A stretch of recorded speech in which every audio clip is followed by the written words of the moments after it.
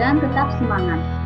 Pertemuan kita sebelumnya, kita sudah membahas beberapa konsep dari BUMS, baik itu pengertian, bentuk-bentuk BUMS, serta kelemahan dan kekurangan dari BUMS.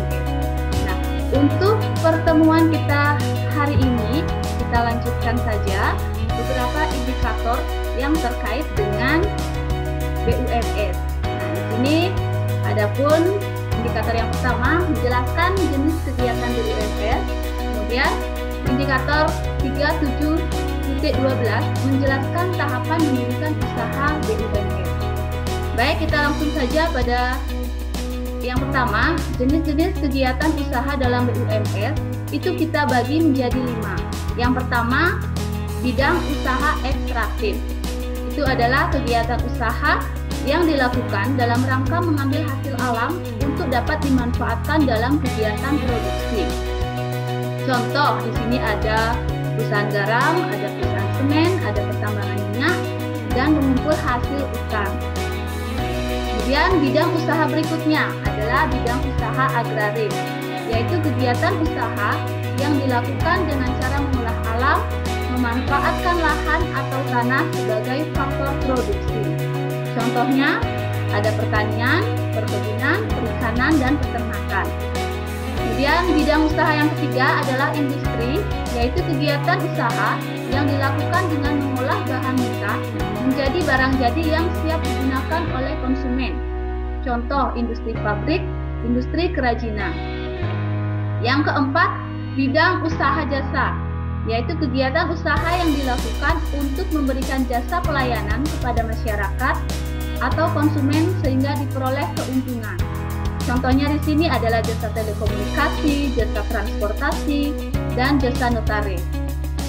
Yang kelima, bidang usaha perdagangan, yaitu kegiatan usaha yang dilakukan dengan melakukan jual beli barang dagangan atau hasil produksi, baik itu diperjualbelikan di pasar tradisional maupun di pasar modern. Nah, setelah mempelajari bidang usaha dari BUMS, kita harus tahu sekarang tahapan mendirikan BUMS. Apa saja tahapannya? Nah, di sini terdiri dari 8 tahapan. Yang pertama, prosedur pengajuan atau pengurusan izin usaha. Yang kedua, membuat nomor rekening perusahaan. Yang ketiga, kita harus membuat nama, logo, dan merek perusahaan. Yang keempat, membuat nomor pokok wajib pajak atau NPWP. Yang kelima, membuat akte pendirian perusahaan.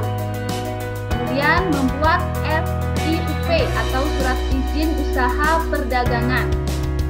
Yang ketujuh, membuat tanda daftar perusahaan. Dan yang kedelapan adalah membuat analisis mengenai dampak lingkungan atau AMDAL. Nah, itu beberapa tadi materi yang kita bahas hari ini. Dari materi yang sudah kita bahas tadi, jadi dapat disimpulkan di sini jenis kegiatan BUMS itu kita bagi menjadi 5. Yang pertama ada ekstraktif, kemudian ada agraris, industri, perdagangan, dan jasa ya. Kemudian tahapan pendirian itu tadi ada 8 tahapan. Nah, untuk materi kita hari ini ya cukup sekian. Jadi saya harapkan nanti setelah pertemuan ini kita dapat mengaplikasikan apapun yang kita peroleh hari ini bisa berguna untuk kalian semua. Dan sebagai penutup saya ucapkan terima kasih, tetap semangat belajar, dan saya akhiri dengan Paramo Santi.